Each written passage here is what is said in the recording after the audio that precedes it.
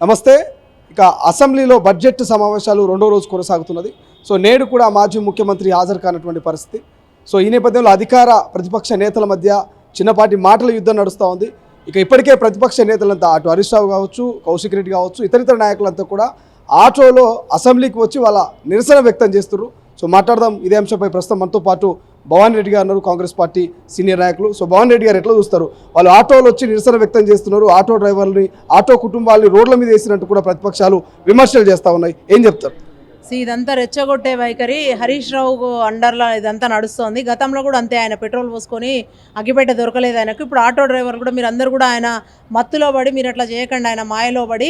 ఇది మహిళలకు వచ్చిన ఒక చక్కటి అవకాశం. ఇది 15 కోట్ల మంది మహిళలు ఇవాళ అది అవైల్ చేసుకున్నారు, ఫ్రీ బస్ ట్రావెల్ అనేది. అది చెప్పండి, మీరు మీ పార్టీ దేనికి, అసలు మీరు మీ స్టాండ్ ఏంది చెప్పండి ముందుగాల. మీరు ఇంతగానం ఆటో వాళ్ళ మీద ప్రేమ చూపించేటోళ్ళు అయితే మరి యాదగిరిగుట్టను దాన్ని మార్చేసి, దాని స్వరూపం మార్చి, దాన్ని యాదాద్రి చేసి, అది చేసి ఇది చేసి ఆఖరికి ఆటోలను పైకి పోనీయకుండా చేసిన పరిస్థితి తీసుకొచ్చింది ఎవరు? మీరు.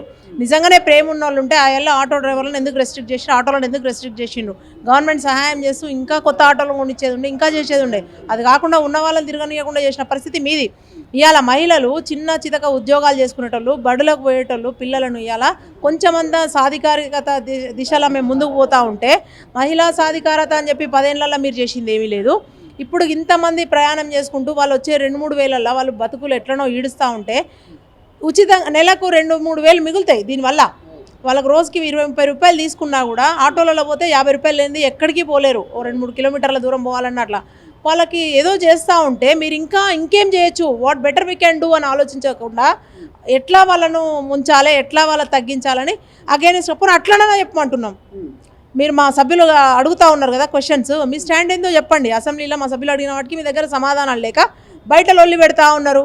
మీ స్టాండ్ చెప్పండి. ఎస్, మేము మహిళలకు ఉచిత ప్రయాణానికి వ్యతిరేకమని ఆ కవిత మాట్లాడుతూ ఎవరినో చెప్పమనండి అంటున్నాం మేము.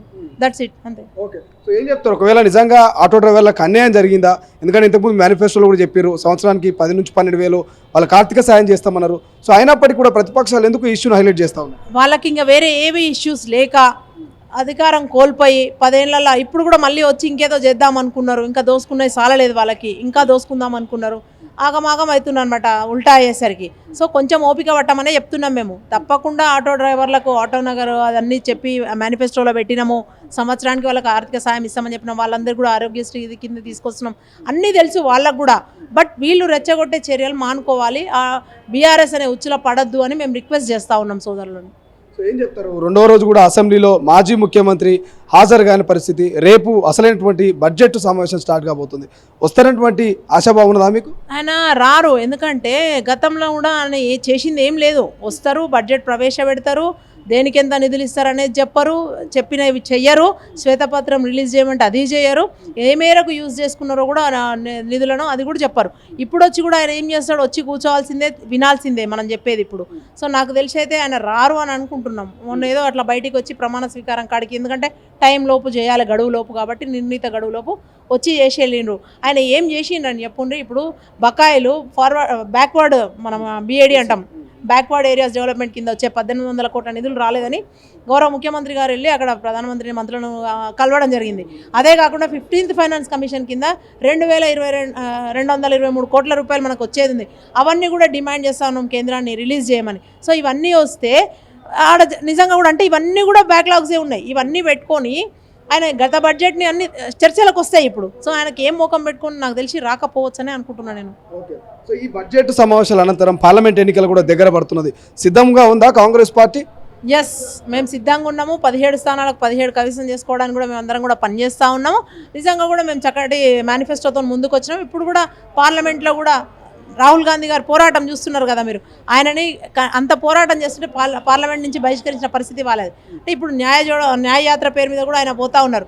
అంటే రాష్ట్రాలకు రావాల్సిన నిధుల గురించి కానీ, రాష్ట్రాల హక్కుల గురించి కానీ రాహుల్ గాంధీ గారికి అవసరం లేకుండా ఆయనే పోరాడుతున్నారు. అట్లాంటిది జనాలు తప్పకుండా ఆదరిస్తారు అనే అనుకుంటా ఉన్నాం మేము. సో ఇంకో మాట, ప్రధాని నరేంద్ర మోడీ అంటున్నారు దేశవ్యాప్తంగా కాంగ్రెస్ దుకాణం బంద్ కాబోతుంది అంటున్నారు. సో ఏం చెప్తారు? అంటే ఈజ్ దట్ గుడ్? అంటే నేను అదే అంటున్నా, ప్రజాస్వామ్య దేశంలో అట్లా దుకాణాలు బంద్ పెడతా ఇట్లాంటివన్నీ బెదిరిస్తూ ఉన్నారు. వాళ్ళు గతంలో ఎన్నో రకాలు చేసిండ్రు, ఈవీఎంస్ మేనేజ్ చేసిండ్రు, తర్వాత డబ్బులు ఇష్టం వచ్చినట్టుగా అర్ధబలం అంగబలం వాడిండ్రు, మతం అనే మత్తు ఇట్లా తీసుకొచ్చి రుద్దుతున్నారు, ఎన్నో రకాలు. మొన్నటికి మొన్న కూడా అంతే, ఇప్పుడు రామ మందిర ఓపెనింగ్ కూడా అట్లనే చేసిండ్రు. అందుకనే ప్రీపోన్ ఎలక్షన్ కూడా ముందుకు తీసుకొచ్చేది కూడా వాళ్ళు అన్ని రకాలుగా చేస్తారండి. కానీ జనాలు చూసిన కదా మొన్న తెలంగాణలో ఎట్లాంటి తీర్పు ఇచ్చిండ్రో.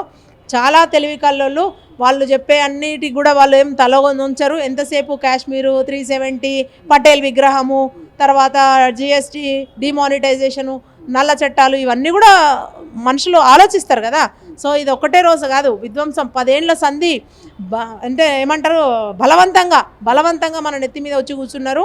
ఇప్పుడు కనుక మనం సోయి తెచ్చుకొని కాంగ్రెస్ పార్టీకి ఓటేసి కాంగ్రెస్ పార్టీని కనుక మనం నిలుపుకోకపోతే ప్రాబ్లం అవుతుంది అని దేశ ప్రజలకు అందరికీ తెలుసు. ఇంకా ఆయన మాట్లాడితే ఆయన అట్లనే మాట్లాడతారు ఆయన. Thank you so much. ఇది మొత్తం మీద అసెంబ్లీలో నడుస్తున్నటువంటి వాడి వేడి చర్చలకు సంబంధించి కూడా ఇప్పటికే ఉచిత బస్సు ప్రయాణానికి సంబంధించి మహిళలు ఏదైతే ప్రవేశపెట్టిందో, సో మీరు వ్యతిరేకమా లేకపోతే దాన్ని స్వాగతిస్తున్నారా సమాధానం చెప్పాలంటే కూడా కాంగ్రెస్ పార్టీ నాయకులంతా కూడా అటు అసెంబ్లీలోనూ ఇటు బయట గట్టిగానే కౌంటర్ ఇచ్చే ప్రయత్నం చేస్తూ ఉంది. సో చూద్దాం మరి దీని మీద ప్రతిపక్ష పాత్ర ఏంది, ప్రతిపక్ష స్టాండ్ ఏంది, సో ఏం చెప్పబోతుంది, ఏం చేయబోతుంది అనేది చూడాల్సిన అవసరం ఉంది. కెమెరా పర్సన్ అజయ్తో శ్రీశైలం, తొలి వెలుగు, హైదరాబాద్.